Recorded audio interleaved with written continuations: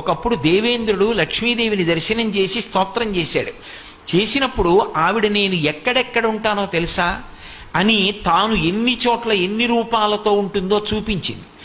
చూపించినప్పుడు కైలాసే పార్వతీత్వంచ క్షీరోధే సింధుకన్యక స్వర్గే చ స్వర్గలక్ష్మిస్తం మర్చలక్ష్మిశ్చ భూతలే వైకుంఠే చ మహాలక్ష్మి దేవదేవీ సరస్వతి గంగా చ తులసీత్వంచ సావిత్రి బ్రహ్మలోకగా కృష్ణ ప్రాణాధిదేవీత్వం గోలుకే రాధికా స్వయం రాసే రాసేశ్వరీత్వంచ బృందా బృందావని కృష్ణప్రియాత్వం భాండీరే చంద్రా చందనకాననే విరజా చంపకవనే శతశృంగే చ సుందరి పద్మావతి పద్మవనే మాలతీ మాలతీవనే కదంబమాలాత్వం దేవీ కదంబ కాననీపి చ రాజ్యలక్ష్మీ రాజగేహే గృహలక్ష్మీ గృహే గృహే ఇత్యుక్త్వా దేవతాః సర్వే మనయో మనవస్తథా రుర్దుర్నవదనా శుష్కకంఠో తాలుకాః ఇతి లక్ష్మీస్తవం పుణ్యం సర్వదేవైః కృతం శుభం ఎప్పటేత్ ప్రాతురుద్ధాయ సవైః సర్వం లభేత్రువం అభార్యో లభతే భార్యాం వినీతాం వసుతాం సతీం సుశీలాం సుందరీం రమ్యాం అతిసుప్రియవాదినీం పుత్ర పౌత్రవతీం శుద్ధాం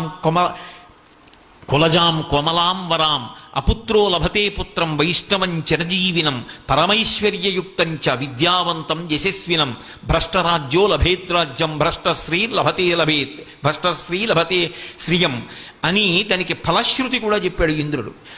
ఈ స్తోత్రం లక్ష్మిని ఉద్దేశించి చదివింది కాబట్టి పెళ్లి కాని మగపిల్లలు ఎవరైనా ఈ స్తోత్రాన్ని నియమంగా అమ్మవారి దగ్గర చదివితే అతనికి భార్యగా ఎవరు రావాలి?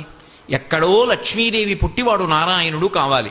కాబట్టి ఎటువంటి పిల్ల భార్యగా వస్తుంది అంటే ఆమె సుశీలాం సుందరీం రమ్యాం అతిసుప్రియవాదినీం పుత్ర పౌత్రవతీం శుద్ధాం కులజాం కోమలాం వరాం. ఆమె సుశీల, మంచి నడవడి కలిగినటువంటిది, చక్కగా మాట్లాడేటటువంటిది, పుత్రుల్ని పౌత్రుల్ని పొందేది, ఆ భర్త యొక్క ఆయుర్దాయాన్ని నిలబెట్టగలిగినటువంటి నడవడి కలిగినటువంటిది, మహాపతివ్రత. అటువంటి స్త్రీ భార్యగా లభిస్తుంది.